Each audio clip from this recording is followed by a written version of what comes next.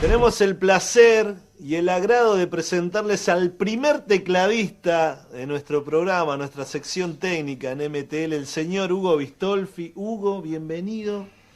Un placer. Bueno, gracias. Venís de gira, de tocar, de llenar estadios y bueno, realmente sos una persona que te brindas al metal y bueno, gracias. Al metal, a la música, a todo, ¿no? Gracias. Por suerte, no, gracias a vos por la invitación.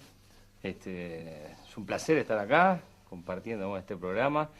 Y sí, por suerte una vida dedicada a la música, por suerte una vida dedicada al metal, al rock, a otras investigaciones musicales Eso que te digo el metal es un poco porque vos sabés que nosotros somos muy nos hemos encontrado generalmente en la noche del rock y bueno, Hugo es una persona que es muy divertida.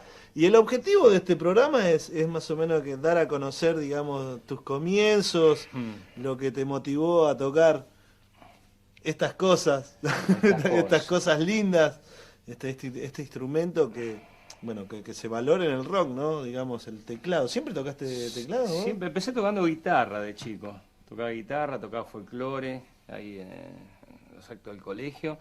Y después ya creo que tendría 11, 12 años, empezó a interesarme el piano. O sea, no tenía piano en casa, pero me agarró una pasión por el piano. Empecé a estudiar piano con la profesora del barrio, el piano clásico. Después mi viejo me compró un órgano italiano, Wilson se llamaba.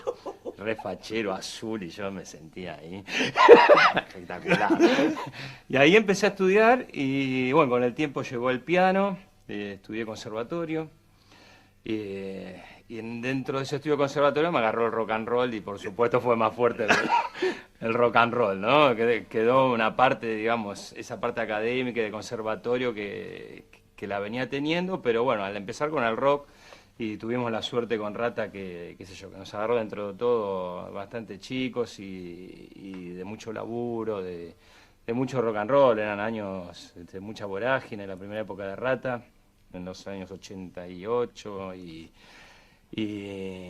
bueno, y fue fabuloso, pero siempre cuando puedo sigo estudiando, seguí estudiando y tengo una pasión por los teclados, por los sintetizadores, por los pianos, por los órganos Hammond, digamos, después empezás a investigar y empezás a laburar con sonidos y con todo lo que puede salir de un teclado. ¿Y qué gustos musicales? Sos muy abierto, manejás un espectro muy amplio, pero en esos comienzos, ¿qué escuchabas, Hugo?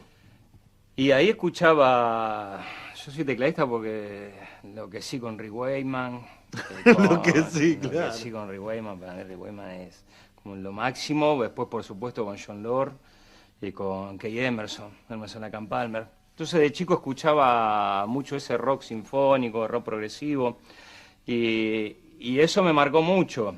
Después vino, bueno, con John Lord ya era más hard rock. Yo tocaba en una banda que hacía música, hacía un rock progresivo, sinfónico, antes de entrar a Rata Blanca. Y llega el contacto, bueno, ingreso a Rata Blanca y me dedico más al hard rock. Pero era difícil para vos, digamos, encontrar bandas en ese momento para incluir teclados, porque era difícil en esa época. Era difícil, sí. O tocaban demasiado y vos no estabas muy equipado, o capaz que no tocaban. Sí, o tenías que tocar pop, viste, los tecladistas tocaban mucho pop.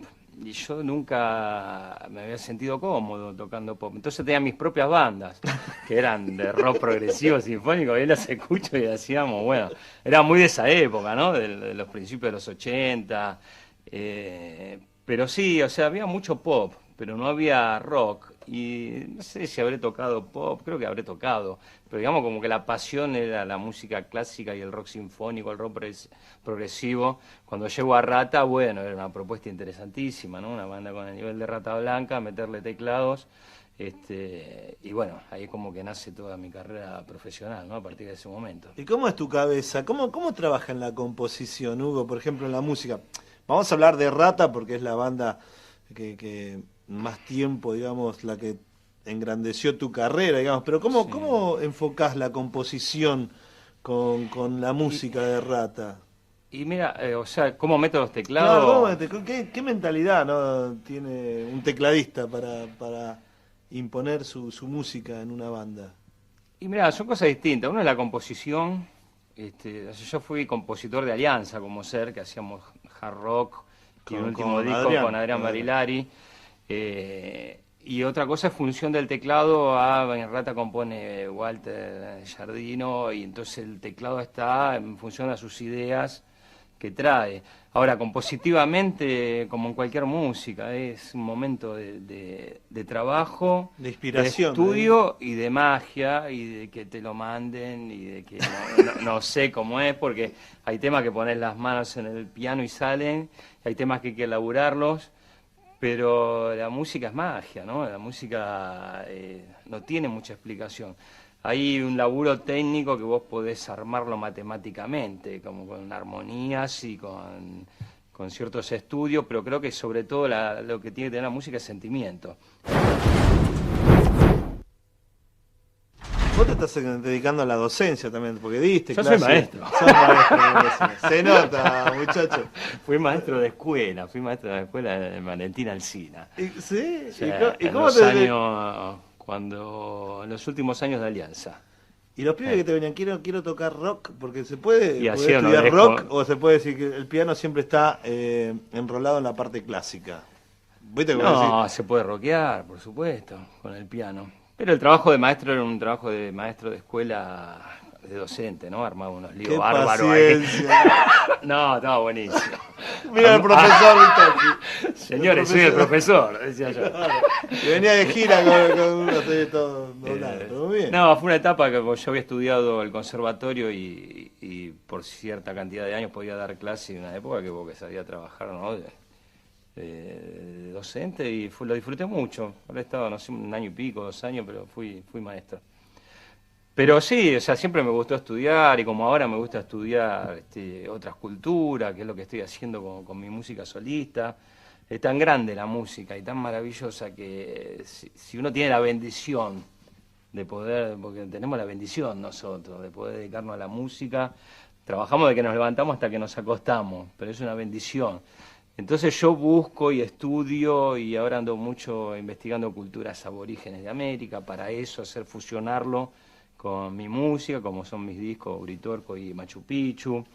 Bueno, acá Y están, así aparte. que- Bueno, estos son tus 2 Claro. discos. Vamos a enfocar a la parte solista, creo que es una parte, digamos, para charlar largo tiempo de esto, pero bueno, ¿cómo Sí, enfocaste? Somos tan grandes. Somos ya. tan grandes, pero no porque tocas hace tiempo. Tenemos Digamos, tanta ¿cómo que cómo encontraste esta beta artística? Porque muchas veces ven la comodidad de estar en una banda exitosa como Rata Blanca, capaz que te deja en la comodidad. ¿Cómo es que despertó tu curiosidad, ¿no? A descubrir nuevas Sí. cosas? Y son también cambios internos, ¿no? Cambios internos, espirituales.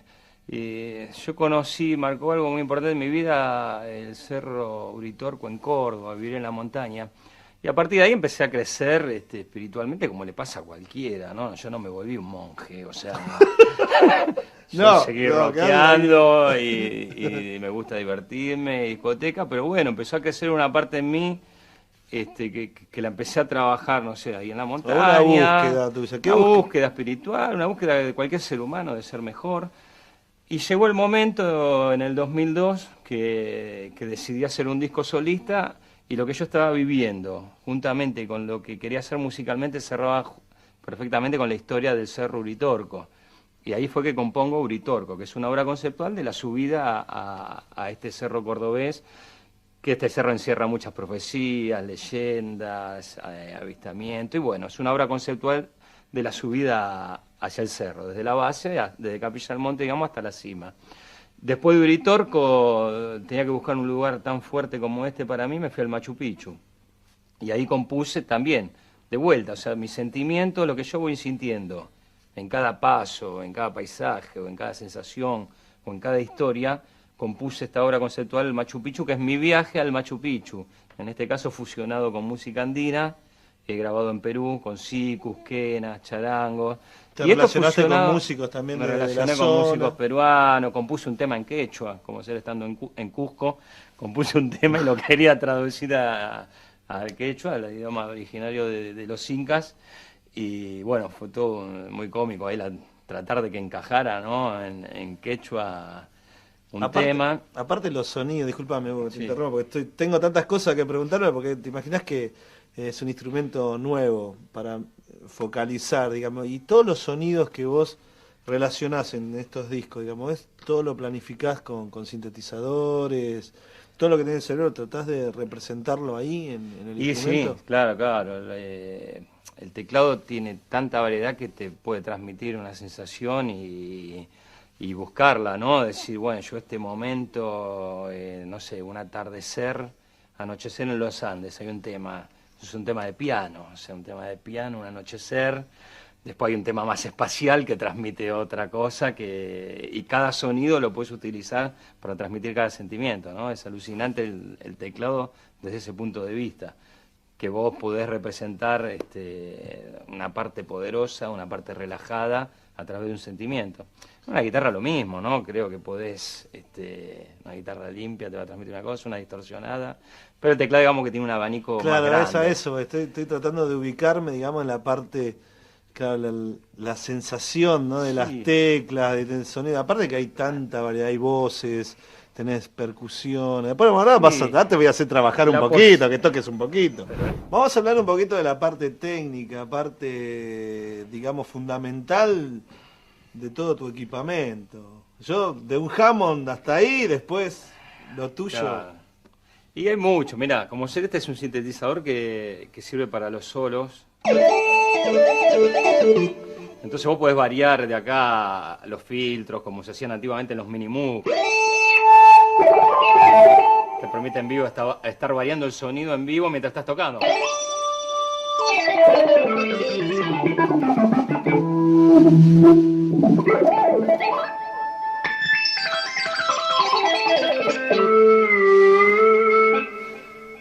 Con Rata uso un teclado tipo así, después otro que muchas cuerdas, ¿no? Porque digamos que la cuerda en el rock es muy... La parte a lo que se llama colchón, digamos. Colchón, eso. claro, porque uno estás ahí, ¿no? En Rata tengo un órgano que simula el Hammond, que es un módulo que se llama BK8. Y después yo en vivo tengo dos sintetizadores más cuando toco con lo mío solista, que tengo otro teclado que se llama N1X de Yamaha, que también tiene muchos sonidos líderes para hacer solo, ¿no?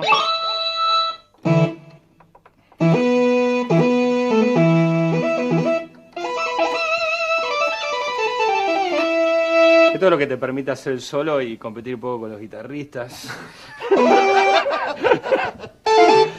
Y esto te permite hacer colchones o un piano cuando tenés que tocar.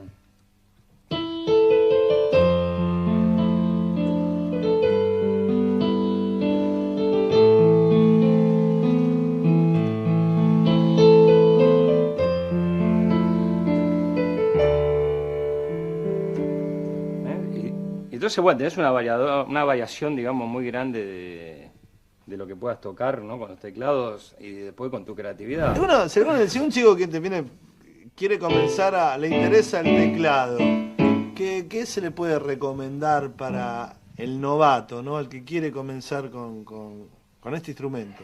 Y con lo que, qué sé yo, lo más económico son órganos con ritmos, con eso ya puedes empezar a tocar. Y depende de todas las octavas, cuántas octavas. Y depende, comúnmente son de 5 octavas los órganos con ritmo. Con eso puedes empezar a tocar, después con algo más grande te va a dar la posibilidad de poder tocar un poco más.